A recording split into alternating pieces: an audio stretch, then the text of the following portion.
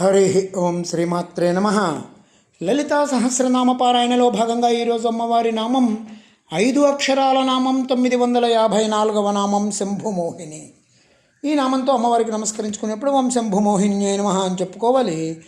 శివుని మోహింపజేయగలిగినటువంటి శక్తి స్వరూపిణి అని దీనికి స్థూలార్థంగా చెప్పుకుంటే, అసలు ఈ నామానికి 2 రకాల అర్థాలు చెప్పుకోవాలి. శంభుని మోహింపజేసే తల్లి. అసలు శివపరమాత్ముని ఎవ్వరూ మోహింపజేయలేరు. ఆయన మోహాతీతుడు. పరమాత్ముని మోహింపజేయగలిగినటువంటి శక్తి అమ్మవారికి తప్ప ఇంకెవరికీ లేదు. లోకాన్ని మోహింపజేసేవాడు ఒకడు ఉన్నాడు, మన్మధుడు. ఒక్క భూలోకంలో కాదు, స్వర్గంలో ఉన్న ఇంద్రుని, బ్రహ్మని, విష్ణువుని, సమస్త దేవతల్ని కూడా మోహింపజేయగలిగిన వాడు మన్మధుడు. అతని పేరే కాముడు.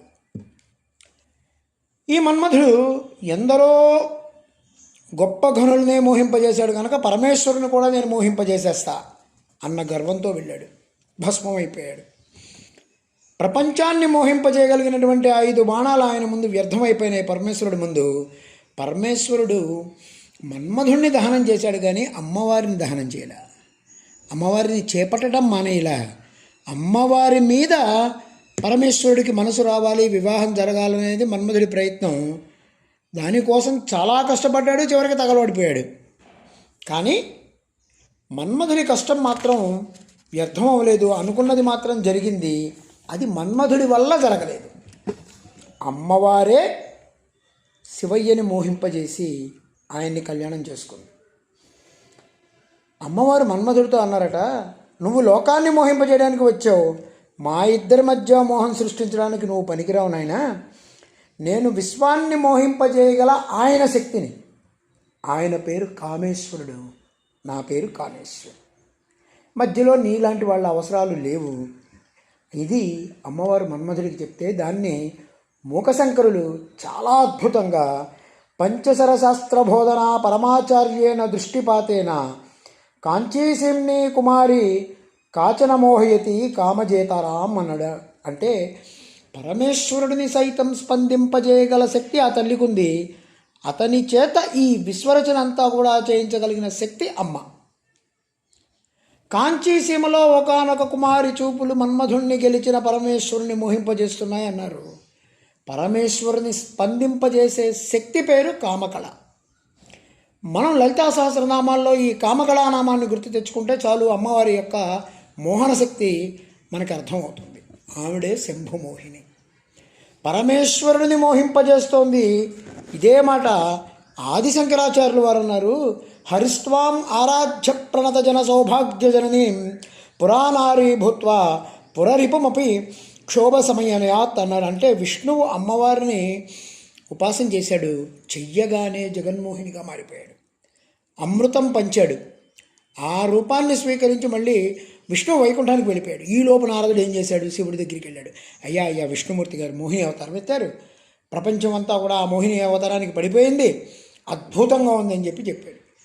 చెప్పిన తర్వాత శివుడు ఒకసారి ఆ మోహిని రూపాన్ని చూడాలి అనుకున్నాడు. సరే వెళ్ళి విష్ణువు దగ్గర అడిగాడు, ఒకసారి నువ్వేదో జగన్మోహిని అవతారం ఎత్తావంట, ఒక్కసారి ఆ అవతారాన్ని నాకు చూపించవయ్యా అన్నాడు. అంటే విష్ణువు అన్నాడు, స్వామి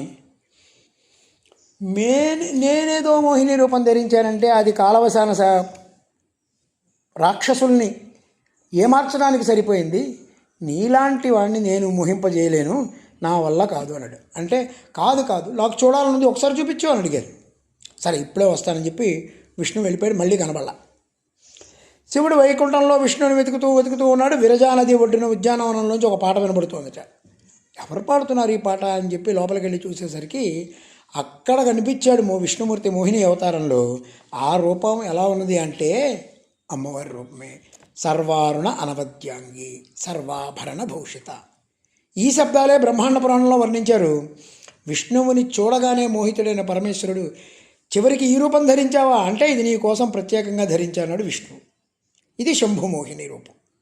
మోహిని రూపాలు 3 ఉన్నాయి. భస్మాసుర మోహిని, భస్మాసురుని చంపడానికి. జగన్మోహిని, రాక్షసులకి అమృతం అందించకుండా వేసింది. శివమోహిని, శంభుమోహిని, శివయ్యని తాదాత్మ్యంలో ముంచడానికి. జగన్మోహిని రూపం, భస్మాసుర మోహిని రూపం రాక్షసుల్ని వంచన చేయడానికి పనికొచ్చాయి. శివుణ్ణి లొంగ తీసుకోవడానికి ధరించినటువంటి శంభుమోహిని రూపం మాత్రం విష్ణువు ప్రత్యేకంగా తపస్సు చేశాడు. తపస్సు చేస్తే ఎవరికి తపస్సు చేశాడు? మళ్ళీ అమ్మవారినే ఆరాధించాడు. యా ఉమాసా స్వయం విష్ణు అని శాస్త్రం చెప్పింది. అంటే విష్ణువు వైష్ణవి విష్ణు రూపిణి, ముకుంద ముక్తి నిలయ, గోప్త్రి గోవింద రూపిణి, ఇద్దరిది ఒకే లక్షణం కనుక సులభంగా పనిచేయగలిగాడు. సాక్షాత్ శ్రీ విద్య విష్ణు విద్య కనుక, అంటే విష్ణు ఉపాసించిన విద్య కనుక ఒక్కసారిగా తనలో దాగున్నటువంటి స్త్రీతత్వాన్ని వెలికి తీసి శ్రీమాతగా మారిపోయాడు. పరమేశ్వరుడిని మోహింపజేశాడు. ఆ గాథనంతా కూడా ఈ శంభుమోహిని అన్న నామంలో మనకి వసిన్యాది వాగ్దేవతలు వివరించారు. శంభుమోహిని అనే గాథలో ఇదంతా కనబడుతోంది. అశేష జనమోహినీం అరుణమాల్యాభూషాంబరం, అమ్మని చెప్పడమే మనం అలా చెప్తాం. అమ్మవారే మోహిని స్వరూపిణి. బ్రహ్మాండ పురాణంలో అమ్మవారి 3 రూపాలు చెప్పారు. ఒకటి ప్రకృతి, 2 మోహిని, 3వది భండాసుర సంహారం కోసం చిదగ్నికుండం నుంచి వచ్చినటువంటి లలితా త్రిపుర సుందరీదేవి. ఈ 3 శ్రీ విద్య యొక్క రూపాలు ఇప్పటి వరకు శివుని మోహింపజేసింది అనే అర్థంలో చెప్పుకున్నాం. మరి 2 అర్థాలు చెప్పారు కదండి. ఇంకో అర్థం ఏంటండి అంటే శివుడి యొక్క మోహిని శక్తి ప్రపంచం అంతా ఆ మోహంలో పడి తిరుగుతోంది. పద్మపురాణంలో మమ శాంభవి మాయ అనే ఒక మాట చెప్పారు. వైష్ణవి మాయ అన్న శాంభవి మాయ అన్న 2 ఒకటే. ఒక్కడే ఈశ్వరుడు, ఆయనకున్నది ఒక్కటే మాయాశక్తి, అదే శాంభవి మాయ. ఈ ఈశ్వరుని విష్ణు అంటే ఆ మాయాశక్తి పేరు వైష్ణవి. ఈ ఈశ్వరుని శంభువు అంటే ఆ శక్తి పేరు శాంభవి. ఈ మాయాశక్తి ప్రపంచం అంతా వ్యాపించి ఉంది కనుక వైష్ణవి మాయ. ఇది శంభుడిది కనుక శాంభవి మాయ. ఇట్లా మనం తత్వతః శివుడే అయినా జీవుడు మాయా కారణంగా జీవభావాన్ని పొందుతున్నాడు. అవిద్యారూపంలో జీవితాన్ని కల్పించిన ఈ మాయయే విద్యారూపిణిగా శివతత్వాన్ని ప్రసాదించింది. శివజ్ఞానప్రదాయిని అమ్మవారే శాంభవి మాయ. అవిద్యతో కూడినప్పుడు శివుడికి భిన్నంగా ఉన్నటువంటి జీవుడు విద్య కారణంగా గురువు యొక్క సహకారంతో అభిన్నుడవుతాడు. ఇలా మలచే శక్తి ఏదైతే ఉందో ఆవిడ శంభుమోహిని.